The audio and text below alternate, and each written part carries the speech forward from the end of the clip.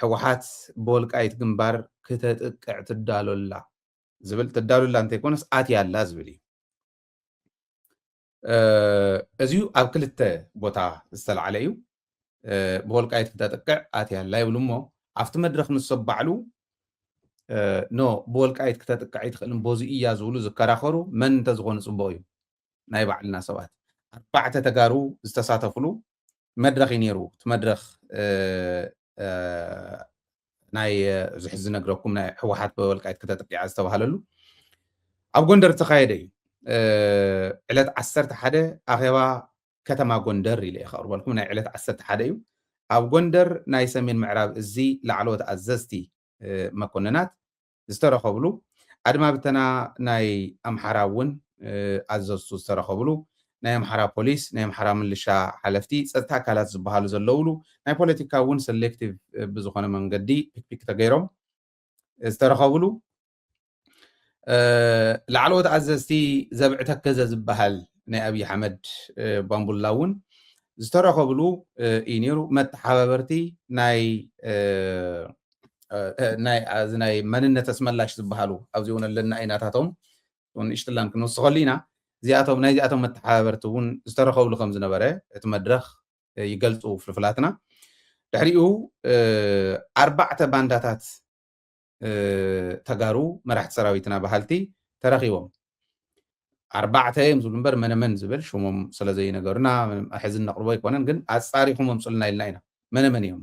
ዝብል 4 ተረኺቦም እዮም ካብቶም ተጋሩ ሕዚ ክልተ ዓይነት ሓሳብ ኮይኑ እቲ ሓደ ሕወሓት ብወልቃይት ክተጥቅዕ ትኽእል እያ ምክንያቱ ኣትያ ኣላ ሕዚ ይብል ቃል ብቃል ዘለዓልዎ ስለዝኾነ ኣብ ማሕበራዊ ሚድኦም እውን ዝለጠፍዎ ስለዝኾነ እቲ ዝለጠፍዎ ዝሰርሕሉ ዘለው ከልዕሎ እየ ብደንቢ ተኣኼባ ብውሽጢ ዝመፀና ከዓ ከም ዘልዕሎ ዘሎ ኮይኑ ኣብ ክልተ ተኸፊሎም ከም ዝነበሩ ሓሳብ ክልተ ተኸፈለ እዩ ነይሩ ማለት እየ ስለዚ ሕወሓት ብወልቃይት እያ ክትጅምር ምክንያቱ በዚ ዝኒዋ ኣርምታት ይብሉ ወረደፍቲ ዘተ ዝነበረ ስለዝኾነ እሱ ምግላፁ ኣድላይ ስለዘይኮነ ብላዕላይ ብዓዲ ገብሩ እከለ ትበሃል በዚ ብደብሪ ዓባይ እከለ ትበሃል ብሸራሮ እከለ ትበሃል ዘይሮም ግን ቦቲ ኮይኖም ከኣቱ ሰጊሮም ኣለው ዝሕዚ ዝሰገረ ንሱዳን ዝብሎ ዝነበረ መን እዩ ገብሩ ኣስራት ኣነ ሓደ ግዜ ሰብ ከይንስእን እንዴት ዝፈርሕ ኣኽቢርና እዮም እስከ ዓለሚ ተዓዲ እውን መሪሖም ዝመፁ ሰባት እዚ ኩሉ ክብሪ መፂኦም ንሓንቲ ተራ ፕሮፓጋንዳ ንምስራሕ ኢሎም ፋሕ ዘብልዎ ዘለው ገብሩ ኣስራት ንሱዳን ይኸዱ ኣለው ይብል ነይሩ ባዕሎም ከዓ ሕዚ ንሱዳን ይኮዱን ከይዶም ብእከለ ዝበሃል ቦታ እዮም ዝኣትዉ ዘለው ይብሉ ምክንያቱ ብሱዳን ዳኣ እሞ እኹል ዝኾነ ሓይሊ ኣለዎም እንድዩ ኣርሚ ሰብዓ ዝበሃል ኣለዎም እንድዩ ኣርሚ ሰብዓ እኮ ልክዕ ከምተን ካልኦት ኣርምታትና ቦቱ ብላዕላይ ዝኒዋ ክንደአን ድምር ገይሮም እዮም ዝርእይዎ እንታይ ክውስኽሉ ነዚዩ ደስ ከም ኣሉላ ሰቂሎም ክሕሱ ባርያ ኮይኑ ይሽየጥ ዘሎ ኢሉ ተኣምራት እዩ ከም ዝበለ ውርደት እውን የለን እንዲ ከም ባርያ ተሸጠ እዩ ኢሉ ንኣርሚ ሰብዓ ክፀርፍ ከሎ ኣርሚ ሰብዓ ይሰምዕዎ ይኾኑ ኤኒወይ ተሸጡ እዮም ኢሉ እዩ ዝዛረብ ዝተሸጠ ንሱ እዩ ንብልፅግና ዝተሸጠ ናይ ብልፅግና ሕርጓቶ ሓንቲ በርገር ሓንቲ ሳንድዊች ገዚኦም ከለፋልፍዎ ዝውዕሉ ንሱ እምበር መንነቶም ከኽብሩ ዝቃለስ ዘለው ጀጋኒ እዩ ተሸይጦም ዝብሎም ዘሎ ናይ ባዕሉ ወራዳነት እዩ ብዝኾነ ናብኡ ዝኸደ የለን ይብሉ ንሳቶም በበይዳኣስ ብእከለ ዝበሃል ቦታ እዩ ዝኣተና ዘሎ ስለዚ ብወልቃይት ክትከፍት እያ ዝብል እዮም ኣልዒሎም መን ካብቶም 4 ተጋሩ ወፃእ ዘሎ ብምልኦም ከምኡ እዮም ዝብሉ እንተሎ ቶም ዘብዕ ተከዘ ገለ ዝበሃሉ ደመቀ ዝመርሖም ያቶም እውን ከምኡ ኢሎም ስለዚ ሕወሓት መፀናያ ዘላ እዩ ሕወሓት መፀናያ ዘላ ጥራሕ እንተይኮነ ግን ባዕሎም እውን ዝገበርዎ ኣኼባ ስለ ዝነበረ ኣብ ኣኼቦኦም ዘልዓልዎ ከልዕለልኩም እየ ምክንያቱ ምስኦ ተሓሒዝና ክንከድ ስለ ዘለና ማለት እዩ እንታይ እዮም ዝብሉ ኣብ 9 ወረዳታት ናይ ምዕራብ ምስታ ሕዚ ዝበልኩኹም ሕወሓት ብወልቃይት ክትመፃና እያ ዝብሉ እቶም ሰራዊት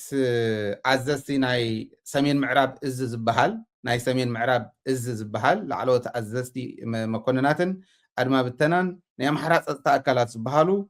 ናይ ተከዘ ዘብዒ ኣዘዝቲ ፕላስ ቶም 4 ናህና ዝተኣከብሉ እዩ ሕዝቶም ዝተረፉ ብጀካቶም 4 ሕወሓት ከም ክትከፍተልና የብሉ እሞ ሪዝን ኣውት ክገብርዎ ከለዉ ኣፅንዑ ተባሂሎም ድሕሪ ምስጢራዊ ኣኼባ ናይ ቢሾፍቱ ናይ ኣብዪ ኣሕመድ ኣፅንዑ ተባሂሎም ስለተለኣኹ ኣብ 9 ወረዳታት ምዕራብ ትግራይ መፅናዕቲ ኣካይድና ኢና ህዝብን ምልሻን ምሳና የለን ነበርቲ መረፃ ብዘይምክያዱ ሕጉሳት እዮም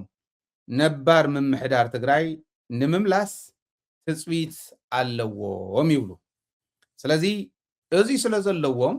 ሕወሓት እውን ኣብ ውሽጢ እንታይ ሰርሓትሉ ኣይተረፍን በቲ እውን ትመፀና ዘላ ከይባትና ኣላ እያ ሀ ኢኒ ሕዝባ እዩ ኣርሚ ሰብዓ ኣሎ ዳሓር ኣሎ ካብኡ ንነዚ ከዓ ዘለዎ ኣለዋ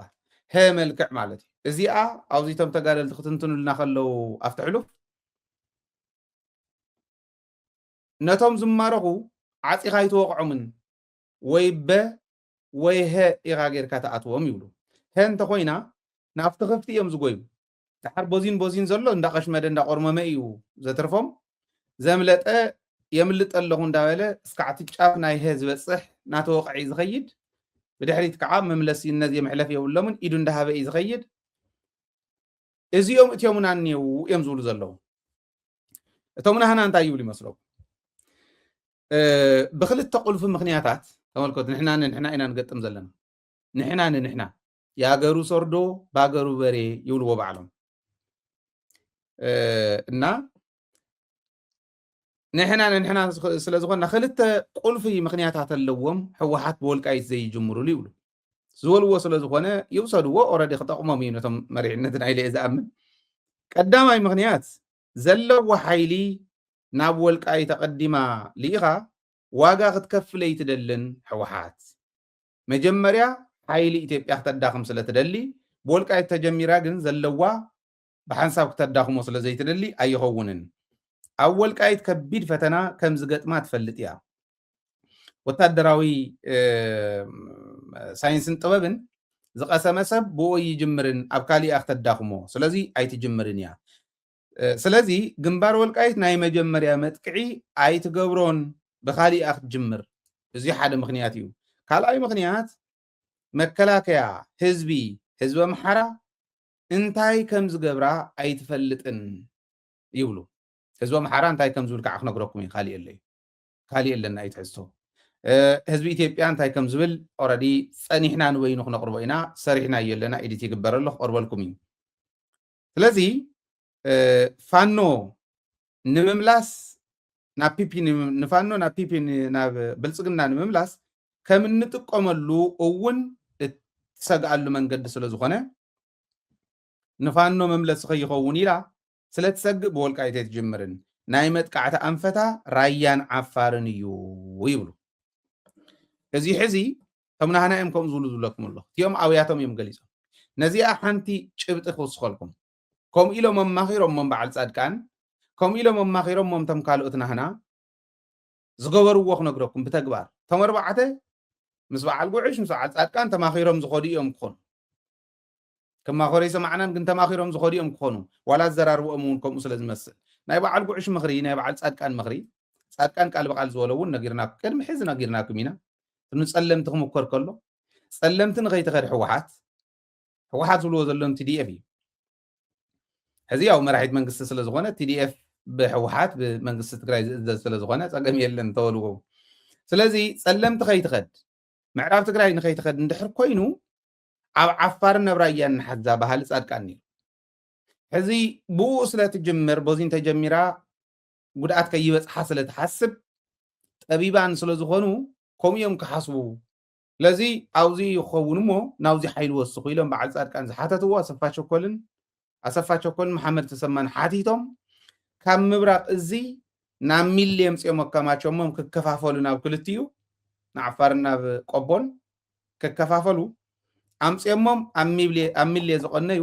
ኦሮሞን ኣምሓራን ዝተታኮስሉ ትማልን ምቕሪ ትማልን ዘቕረብናልኩም እዩ ነይሩ ማለት እዩ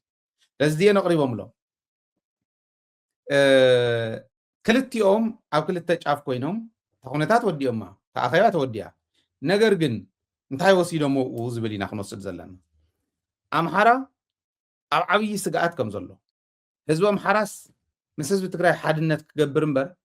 ህዝቢ ኣምሓራ ምስ ህዝቢ ትግራይ ንክፈላለ ዝደሊ ናይ ኣምሓራ ፀጥታ ሓይሊ ከም ዘየለ ብፍላይ ኣፋኖ ዘለዉ ኦረዲ ተኽትዖም እውን ከቕርበልኩም እየ ፀኒሐ እዙይ ስለ ዝኣምኑ ኣብ ዓብዪ ሓደጋ ኢና እዚ ህዝቢ ኣምሓራ ተላዒሉስ ወልቃይት ንምንታይ ወሰድኪ ራያ ንምንታይ ምለስኪ ክብላ ይኽእልን ናይ ባዕላ ስለ ዝኾነ ዝብል ሓሳብ ሓዲርዎም ኣሎ እዚ ብግልፂ ኣብ ዝተፈላለየ ኣደባባይ ዝዛረብዎ ከም ምዃኖም ፍልፍላትና ይሕብሩ እዚ ሓደ እዩ ካልኣይ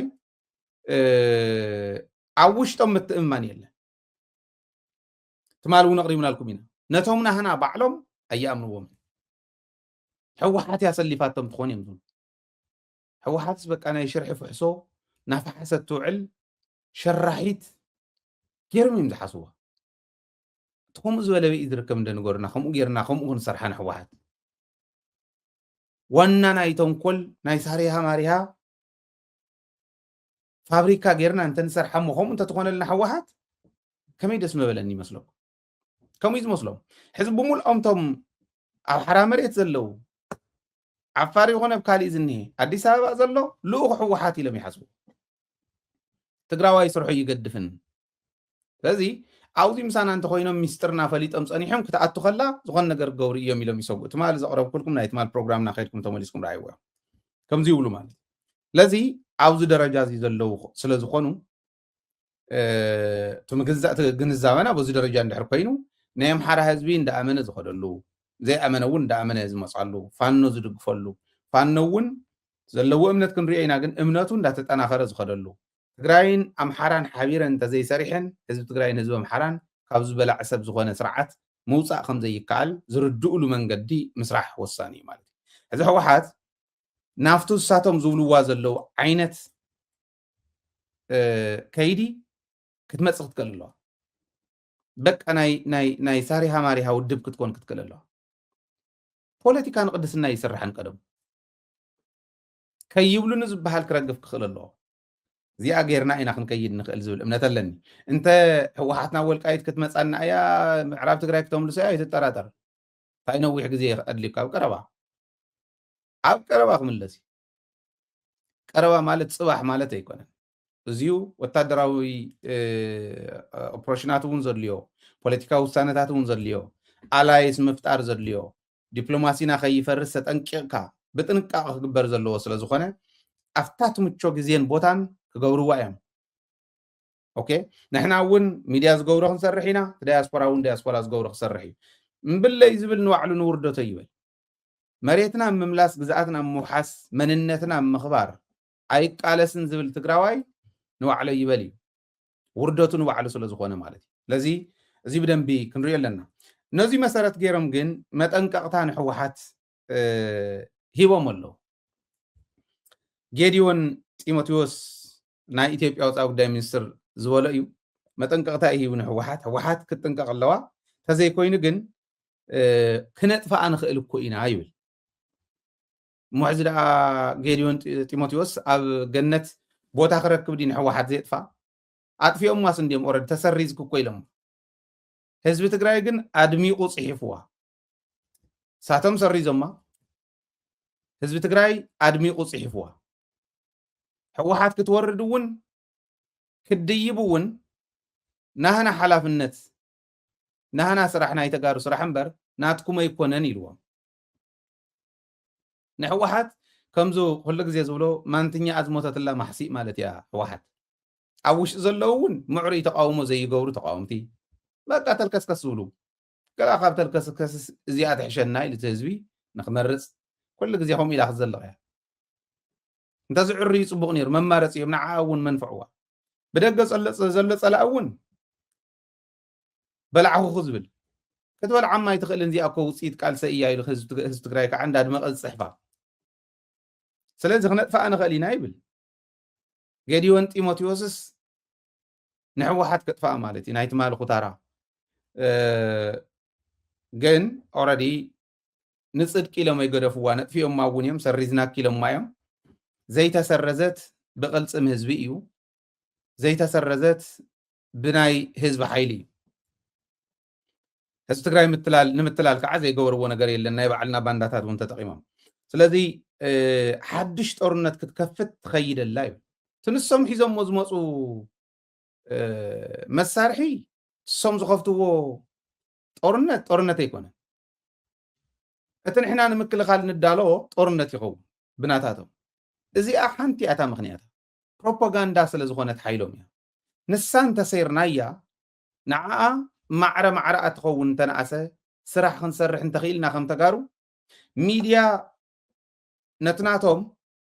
ባላንስ ክገብር ዝኽእል ነትናቶም ፖይዝን ኒውትራላይዝ ክገብር ዝኽእል ናይ ሚድያ ስራሕ እንተሰሪሕና ኣይትጠራጠሩ እዚኣቶም ናብ ጥቓና ዝቐርቡ ኣይኮኑን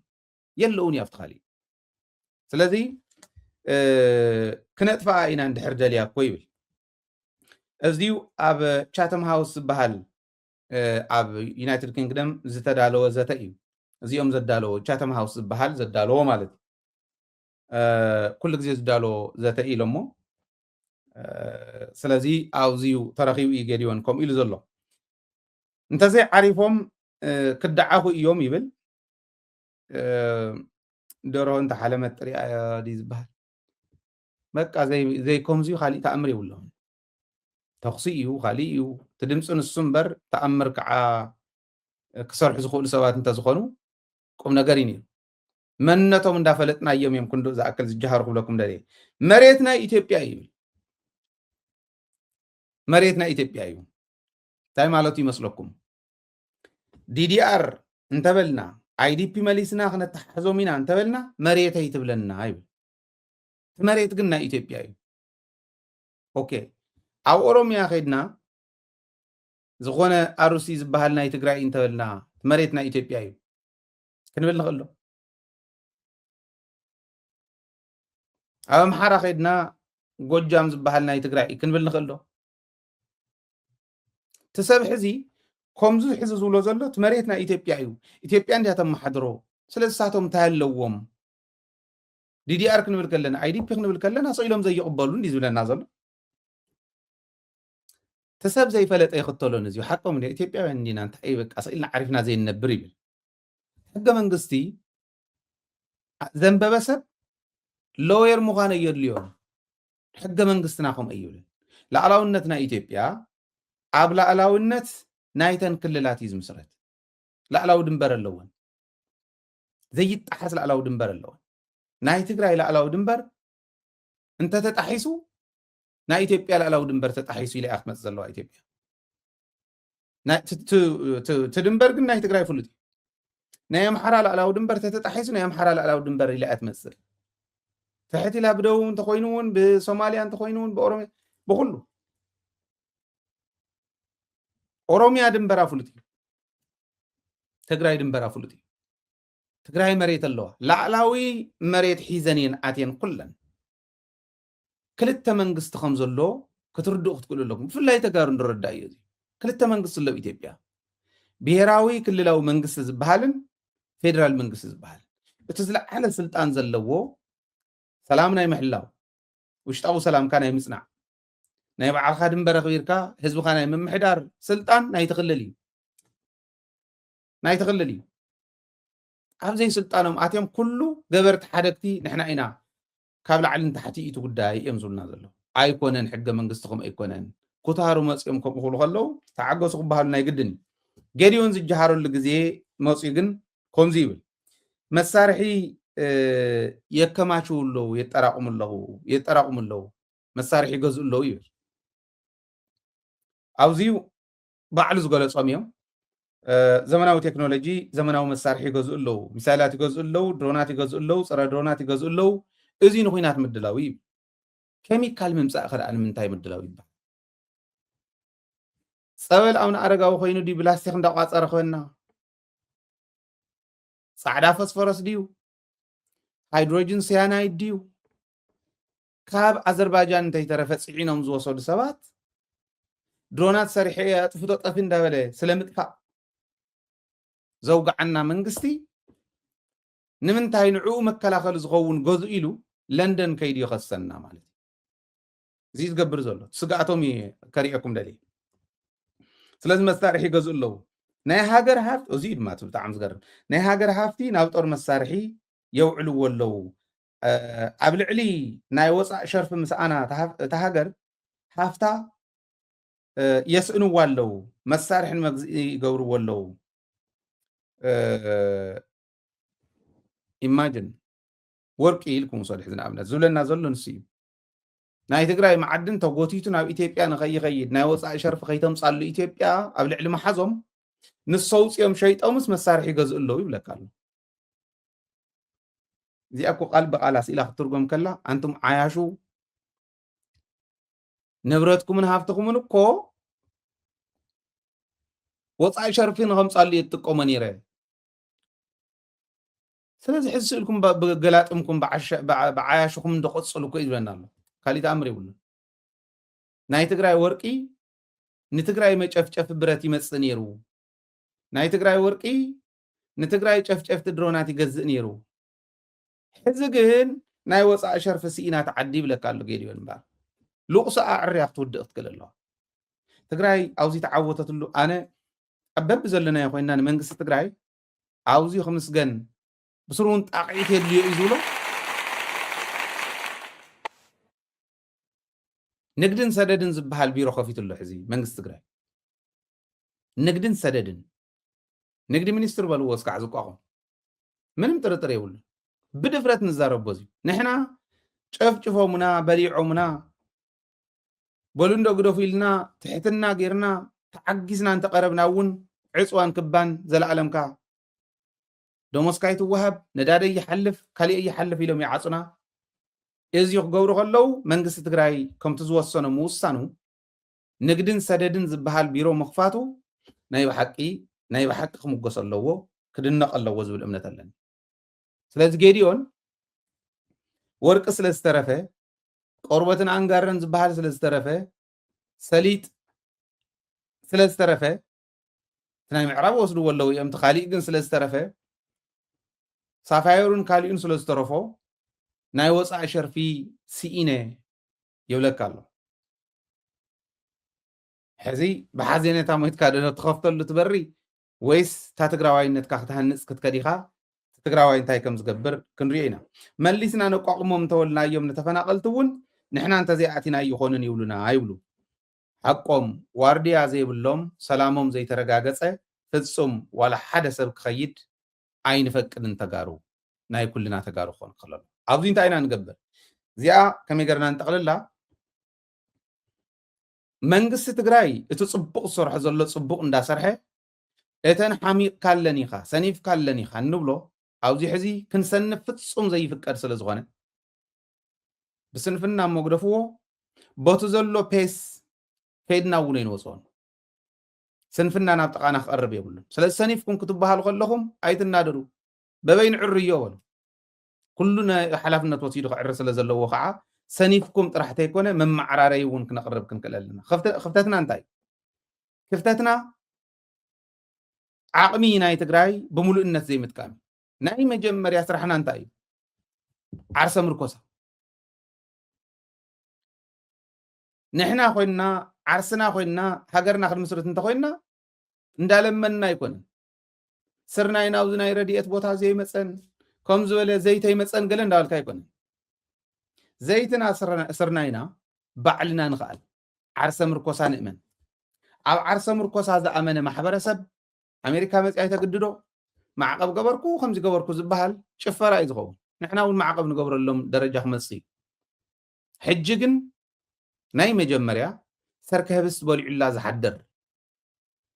ዝሓድረላ ሳይንስ ፈትሑ እዩ ኣይትጠራጠሩ ስኢሉ ንጃህራ ኣይኮነን ዝነግሮም እዚ ጉዳይ እዚ ሳይንስ ፈትሑ እዩ ሲንጋፖር ክንዲ ሓንቲ ጣብያ ናይ ዓድና ናይ ትግራይ ትኸውን 721